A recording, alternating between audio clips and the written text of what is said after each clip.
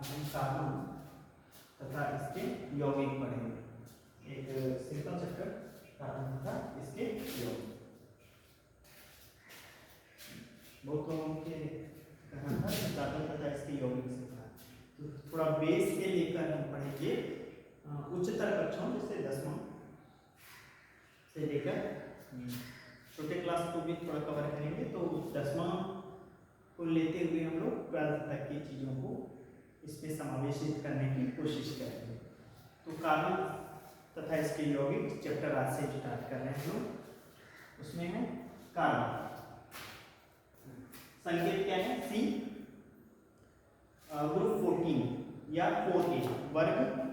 आवर्त सारणी में देखा जाए तो ये वर्ग 14 का सदस्य है, या फिर आप कह सकते हैं 4A का, रोमन में बोले तो 4A का सदस्य है, P ब्लॉक के 4A का सदस्य है और दूसरे आवर्त में पाया जाता है। इट मींस 14 में, और इस तरह से यदि देखा जाए तो ये सेकंड आवर्त में पाया जाता है, P ब्लॉक का मेंबर है। आवर्त सारणी में देखा जाए तो यहाँ पर ये मौजूद है सेकंड पीरियड में 14 ग्रुप में और P ब्लॉक में मौजूद है। ठीक है, ये बेसिक है। भूपर्पट में पाया जाने वाला 15वां अति बहुमूल्य तत्व है। इसके पहले आप लोग पढ़ चुके हैं, जानते ही हैं कि ऑक्सीजन सर्वाधिक मात्रा में पाया जाने वाला भूपर्पटी में तत्व, फिर सिलिकॉन है ना, फिर इसके बाद वाले तत्व आते जाते हैं, अल्युमिनियम है ना, इसी तरह के आयरन भी आता है। इसी तरह की श्रेणी में ये 15वां सबसे अति बहुमूल्य तत्व है। डाटा में कहीं आगे पीछे हो सकते हैं, 15वां ये तत्व है। और परसेंटेज से सबसे दिखाया जाए तो 0.2% से लेकर 0.25% तक ये पाया जाता है। स्वतंत्र एवं संयुक्त तो दोनों अवस्थाओं में पाया जाता है। स्वतंत्र अवस्था में मतलब है कि एलिमेंटल फॉर्म में तत्व के रूप में पाया जाएगा स्वतंत्र अवस्था में, और संयुक्त अवस्था की बात करें तो ये यौगिक के रूप में पाया जाएगा, जुड़ी हुई अवस्था में, जिसके साथ इसके साथ कोई और तत्व भी सम्मिलित होगा, मिला हुआ रहेगा, ऐसी अवस्था में ये पाया जाएगा। तत्व की अवस्था में ये हीरा में, ग्रेफाइट में और कोयला में पाया जाएगा। तीनों में ये एलिमेंटल फॉर्म में तत्व के रूप में पाया जाता है। संयुक्त अवस्था में बात करें तो धातु के कार्बोनेट जैसे सोडियम कार्बोनेट में Na2CO3, यहाँ कार्बन मौजूद है ना, पोटेशियम कार्बोनेट, मैग्नीशियम कार्बोनेट, यहाँ C मौजूद है ना। लेकिन ये कार्बोनेट में कार्बन अलग नहीं है, ये हमेशा स्वतंत्र अवस्था में, मतलब संयुक्त अवस्था में रहता है। जैसे लिखते हैं या वैसे लिखते हैं, तो ये कार्बोनेट आयन में जो कार्बन विद्यमान है वो संयुक्त अवस्था में मौजूद है ना। और हाइड्रोकार्बन तथा वायु में CO2 गैस 0.03% के रूप में मौजूद है। हाइड्रोकार्बन पता है, हाइड्रोजन और कार्बन से बने जितने यौगिक हैं वो सब हाइड्रोकार्बन। सबसे सिंपल जैसे मेथेन CH4, ब्यूटेन C4H10, ठीक है, इसमें कार्बन, लेकिन ये कार्बन क्या है, हाइड्रोजन के साथ जुड़ा हुआ है संयुक्त अवस्था में। ठीक है, तो संयुक्त अवस्था में ये हाइड्रोकार्बन के रूप अर्थात हाइड्रोजन और कार्बन से बने यौगिक के रूप में मौजूद होता है। और वायु में अगर बात करें तो कार्बन डाइऑक्साइड के रूप में मौजूद है 0.03% के रूप में। प्राकृतिक रूप से इसके दो समस्थानिक होते हैं। समस्थानिक किसको कहते हैं, ऐसे तत्व जिनकी परमाणु संख्याएं समान होती हैं किंतु द्रव्यमान संख्याओं में भिन्नता पाई जाती है, या द्रव्यमान संख्याएं अलग अलग होती हैं, तो उनको समस्थानिक कहा जाता है। इनका अंग्रेजी होता है आइसोटॉप्स। समस्थानिक अंग्रेजी क्या होता है, आइसोटॉप्स। आइसो मींस होता है सेम, टॉप्स मतलब होता है position, the elements which have the same position in periodic table। ऐसे तत्व जिनकी आवर्त सारणी में क्या हो, स्थान एक ही हो। उसमें सभी समस्थानिकों को 14 में जो ग्रुप है उसी में रखा गया है। कार्बन 15 ग्रुप के फर्स्ट सेकंड पीरियड में ही कार्बन के साथ ही इसमें सभी समस्थानिकों को रखा जाता है, उनको समस्थानिक के नाम दिया गया है ना, एक ही स्थान में रखे जाने के कारण। तो ये अलग अलग रूपों में समस्थानिक के रूप में पाए जाते हैं। इनमें देखिए जो दो पहले प्राकृतिक रूप से दो में कार्बन 12 और कार्बन 14 के रूप में, ये इसके द्रव्यमान संख्या को इंडिकेट करते हैं। 12 द्रव्यमान संख्या वाला कार्बन और 14 द्रव्यमान संख्या वाला कार्बन। इसके अतिरिक्त जो है 14 द्रव्यमान संख्या वाले कार्बन के रूप में पाया जाता है, जो एक रेडियो एक्टिव एलिमेंट होता है ना, रेडियो सक्रिय तत्व के रूप में भी पाया जाता है। इस तरह से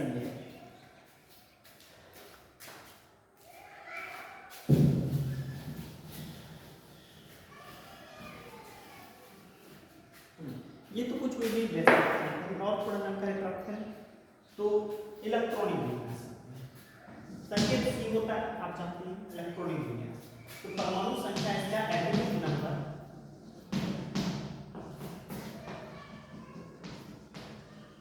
हिंदी में बोलते हैं परमाणु संख्या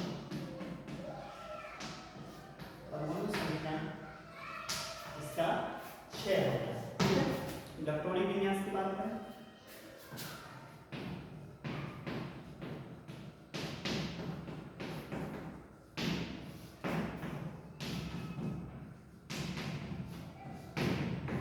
1s2 2s2 2p2 इस तरह से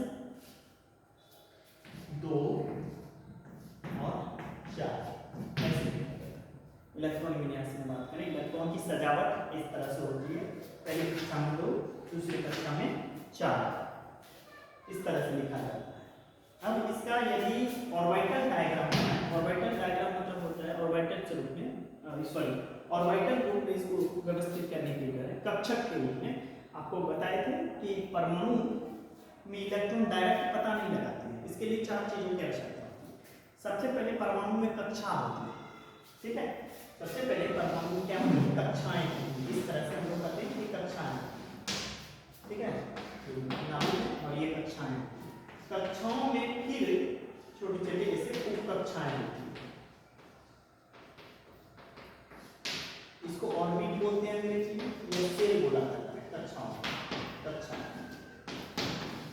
कक्षाओं में उप कक्षाएं होती हैं जिनको कहा जाता है सबसेल, ठीक है। इन कक्षाओं में फिर हम वो स्थान होते हैं जहां पर इलेक्ट्रॉन पाए जाने की संभावनाएं सबसे ज्यादा होती है, उस स्थान को कहते हैं कक्षक। वह स्थान जहां पर इलेक्ट्रॉन पाए जाने वाली की संभावनाएं सबसे ज्यादा है वो क्या कहलाता है, कक्षक। इसको ऑर्बिटल, ठीक है ना। इन ऑर्बिटल में इलेक्ट्रॉन पाए जाते हैं, है ना, जिनको ऐसे करके इंडिकेट करते हैं, एक ऊपर एक नीचे ऐसे करके टीआर सिंबल से इंडिकेट करते हैं। इनको डब्बे दिखाई दिए जाते हैं, इस तरह के डब्बे के रूप में दिखाया जाता है ना। ये कक्षाएं एस पी डी एफ से सूचित की जाती है। इनको बता दिया आपको, कक्षाओं को ए एल एम एन से सूचित किया जाता है, या 1 2 3 4 डैश, ठीक है, इससे सूचित किया जाता है। इसको एस पी डी एफ, इसको P X P Y P Z अगर पी है ऐसे तो ऐसे पर ऑर्बिटल, एक ही ऑर्बिटल में एक डिब्बा होता है, इसमें ऐसे माना जाता है कि एक डिब्बा है ना। ये सब इंटर के बेसिस पर है और बताएंगे आपको। तो ये इनमें इस तरह से कक्षा है, तो माना जाता है कि इस तरह से अंतिम कक्षा में कितना है, 4 इलेक्ट्रॉन मौजूद है इसमें।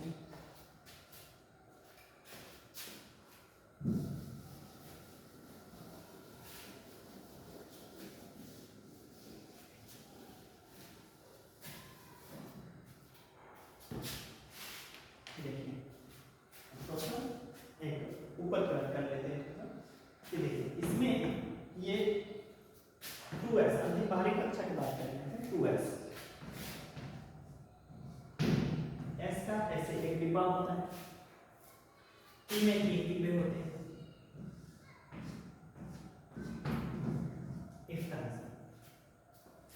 इनको अंग्रेजी में कक्षक कहा जाता है। ये डिब्बे जो है ये कक्षक को इंडिकेट करते हैं, ऑर्बिटल।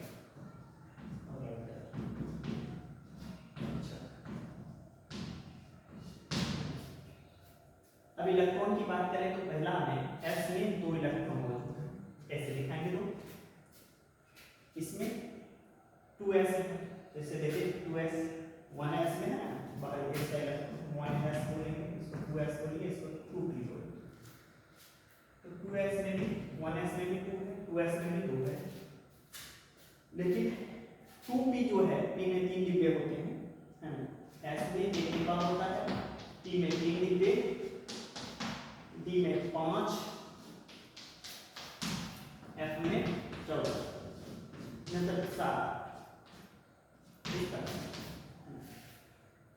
पी है, पी में कितने इलेक्ट्रॉन मौजूद है? 2।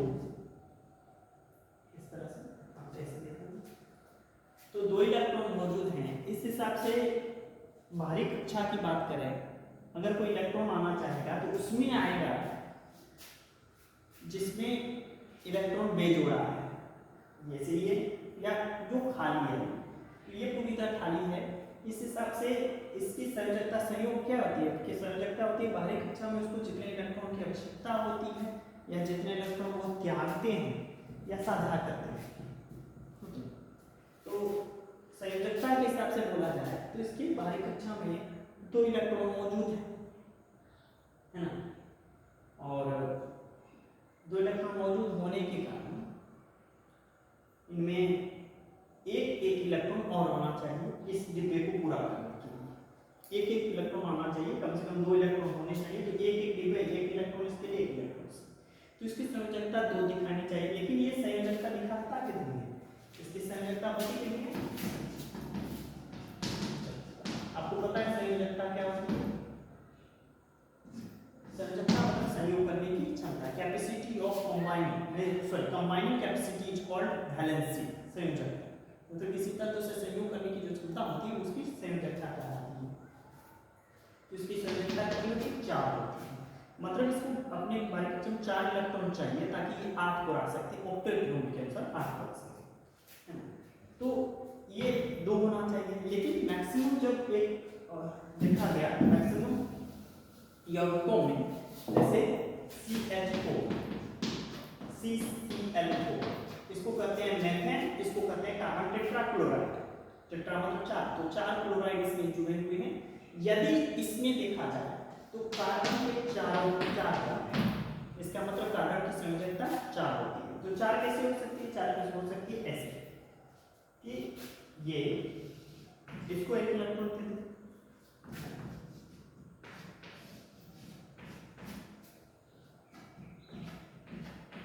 ऐसा है कि नहीं? तो 4। और दूसरी बात, अब क्या हो, ये S का इलेक्ट्रॉन है, ये P का इलेक्ट्रॉन है, इस हिसाब से चारों इलेक्ट्रॉन जो यहाँ आए हैं उनके साथ जो बॉन्ड बनेगा, बंधन बनेंगे अलग अलग का, जैसे हाइड्रोजन का बंधन बन रहा है, तो इन बंधनों की प्रकृति अलग अलग होनी चाहिए। लेकिन ऐसा देखा गया कि ये एक समान है, बंधन एक समान। तो एक संबंध है, तो ये कैसे संबंध, ये कैसे संभव हो सकते हैं कि जब ये चारों समान ऊर्जा हो। तो नॉर्मल स्टेट में, ये ग्राउंड स्टेट में ऐसे होते हैं, इसको ग्राउंड स्टेट कहा जाता है। जो किसी तत्व के इलेक्ट्रॉनिक विन्यास में जो उसकी प्रारंभिक अवस्था होती है जिसमें वो पाए जाते हैं, इस अवस्था को कहा जाता है ग्राउंड स्टेट। ग्राउंड स्टेट, सामान्य अवस्था, हिंदी में बोलेंगे तो सामान्य अवस्था है, नॉर्मल स्टेट। और यदि इलेक्ट्रॉन एक दूसरे से कूद के चले जाए, ऊर्जा एब्जॉर्ब करके एक दूसरे में कूद के चले जाए, है कि नहीं, तो ऐसी स्थिति को कहते हैं एक्साइटेड स्टेट। एक्साइटेड स्टेट, उत्तेजित अवस्था, हिंदी होगा उत्तेजित अवस्था। उत्तेजित अवस्था,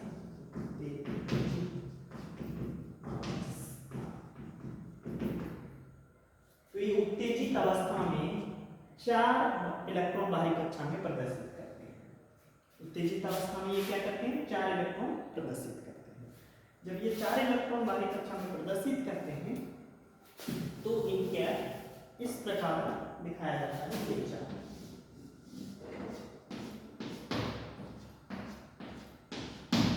इस तरह से 4 बाहरी कक्षा में इलेक्ट्रॉन हो जाते हैं एक इसके देने के। उत्तेजित अवस्था में, तो ग्राउंड स्टेट में नहीं, एक्साइटेड स्टेट में माना जाता है इसके 4 इलेक्ट्रॉन मौजूद होते हैं।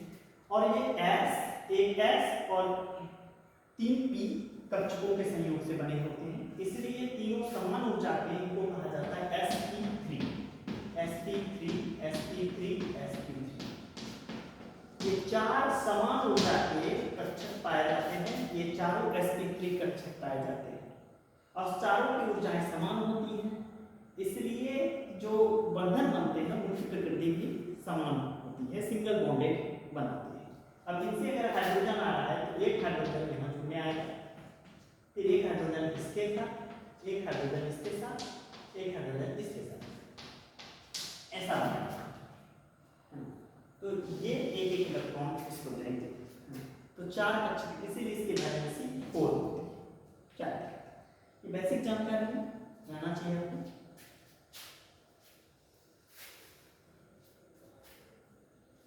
बेटा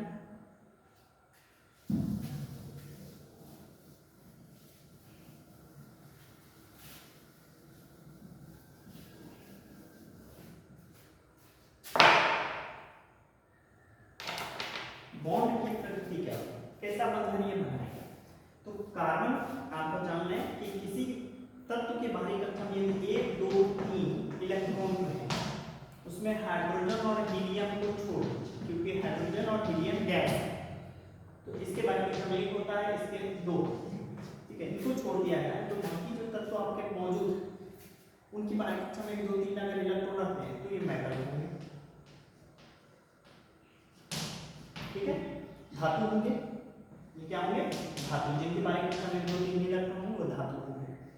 और इनका नेचर क्या होता है, ये इलेक्ट्रॉन अपने बाहरी कक्षा में 8 इलेक्ट्रॉन पूरा करने के लिए ये छोड़ते हैं, ये इलेक्ट्रॉन को छोड़ते हैं।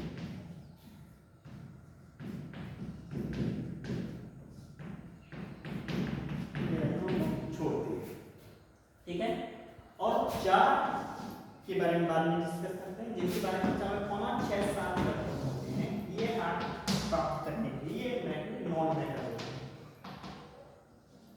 मतलब और धातु होंगे जिनकी बाहरी कक्षा में 5 6 7 इलेक्ट्रॉन मौजूद होंगे, वो अधातु होंगे। ये क्या करते हैं, 8 पूरा करने के लिए इलेक्ट्रॉन प्राप्त करते हैं। इनकी संयोजकता बोले तो 1 2 या 3 होगी, और ये संयोजकताएं धनात्मक संयोजकता।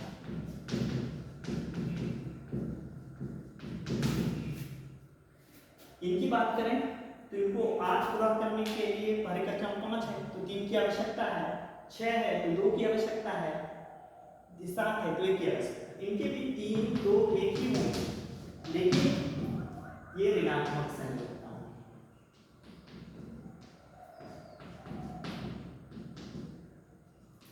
ठीक है, अगर किसी बाहरी कक्षा में 5 मौजूद है तो उस पर अगर संयोजकता दिखाना हो तो -3 दिखाएगा। 6 बाहरी कक्षा मौजूद है तो संयोजकता -2 होगा, और यदि 7 होता है तो संयोजकता -1। अगर 1 2 3 बाहरी कक्षा में है उसमें हाइड्रोजन हीलियम को छोड़ दिया जाए तो उनकी संयोजकता क्या होगी, +1 +2 +3। कार्बन इनके बीच में मौजूद है, इसको 4 चाहिए तो ये 4 इलेक्ट्रॉन न त्याग कर सकता है न प्राप्त कर सकता है। ऐसी स्थिति में इसके पास एक होता है शेयरिंग, ये साझा, ये साझा करता है, ये साझा करता है, ठीक है। अब ये 4 इलेक्ट्रॉन जो साझा करता है इसलिए इसकी संयोजकता कितनी है, तो तत्व अपनी बाहरी कक्षा में 8 इलेक्ट्रॉन त्याग करके, साझा करके या प्राप्त करके पूरा करते, और यही उसकी संयोजकता होती है। तो कार्बन की संयोजकता 4 होती है, ये साझा करते हैं, तो साझा होता है इनमें, इसलिए साझेदारी के द्वारा जो बॉन्ड बनते हैं इसमें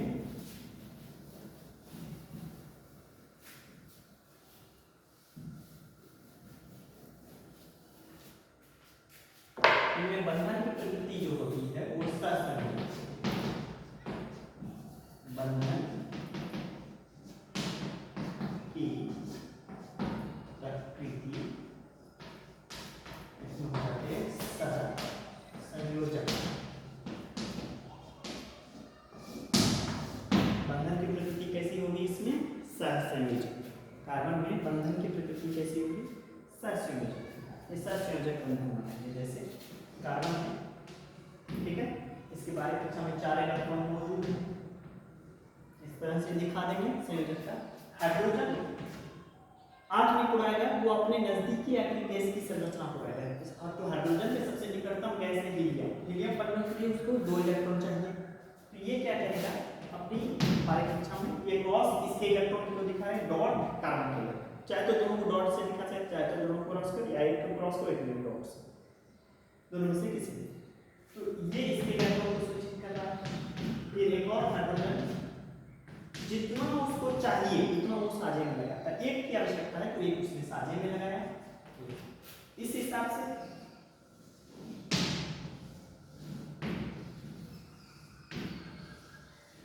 ले लिया, ये सब साझेदारी में ले लिया, इसको ऐसे दिखाया जाएगा, इसको लेविस डॉट स्ट्रक्चर कहते हैं, लेविस डॉट स्ट्रक्चर,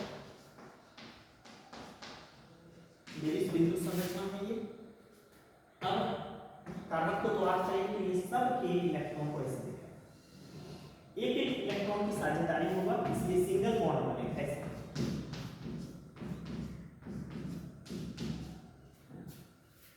और दो दो इलेक्ट्रॉन की साझेदारी होगी, डबल बॉन्ड बनेगा, तीन तीन इलेक्ट्रॉन की साझेदारी होगा, ट्रिपल बॉन्ड बनेगा, ये सिंगल बॉन्ड का निर्माण करता है। तो कार्बन क्या करता है, साझेदारी के द्वारा सिंगल बॉन्ड का निर्माण करता है। देख लीजिए,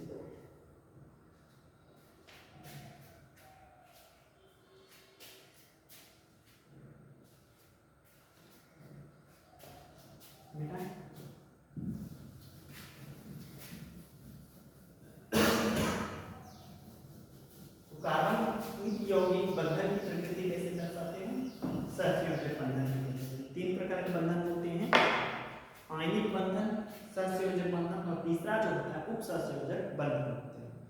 तीनों में क्या होता है कि आयनिक बंधन में इलेक्ट्रॉन के ट्रांसफर के कारण बंधन होता है, डायरेक्ट इलेक्ट्रॉन ट्रांसफर हो जाता है, उसके कारण चार्ज डेवलप होते हैं, पॉजिटिव नेगेटिव चार्ज, और उनके कारण वो एक दूसरे के नजदीक आते हैं, तो इनसे एक बॉन्ड माना जाता है, निर्मित होता है। बॉन्ड होता नहीं बल्कि वो आकर्षण बल होता है, तो आकर्षण बल का निर्माण होता है और वो आकर्षण एक दूसरे के निकट आते हैं, तो हम कहते हैं ये आयनिक बंधन है।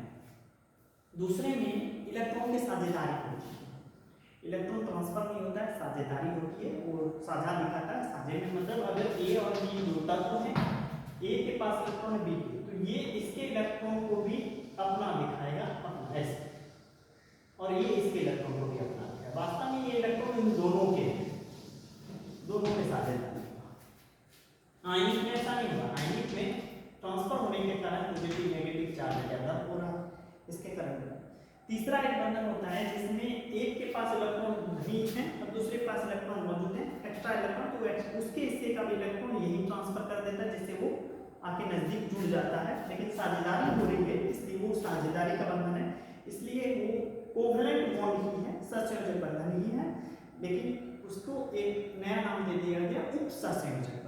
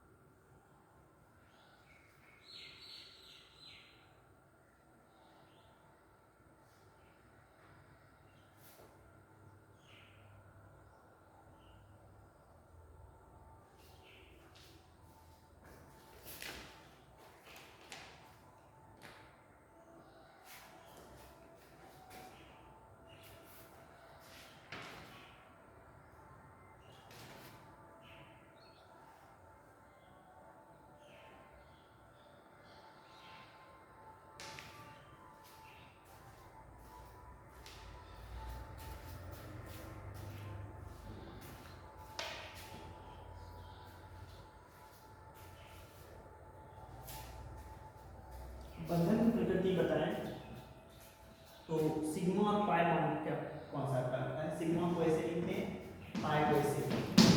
यदि किसी यौगिक में सभी सिंगल बॉन्ड इस तरह से, तो इसको सिग्मा बॉन्ड बोलते हैं, सिग्मा बंधन। सिग्मा बॉन्ड डबल हो तो एक सिग्मा एक पाई, सिग्मा और पाई बॉन्ड बताते हैं। और यदि ट्रिपल हो इस तरह से, तो दो पाई और एक सिग्मा बॉन्ड, ठीक है। तो ये सिग्मा बॉन्ड पाई बॉन्ड के बारे में चर्चा है कि सिग्मा बॉन्ड और पाई बॉन्ड, कार्बन इस तरह से सिग्मा बॉन्ड और पाई बॉन्ड की फॉर्मेशन करता है। सिंगल रहेगा तो तो सभी सिग्मा बॉन्ड है, डबल रहेगा तो एक सिग्मा एक पाई है, ट्रिपल रहेगा तो दो पाई और एक सिग्मा है।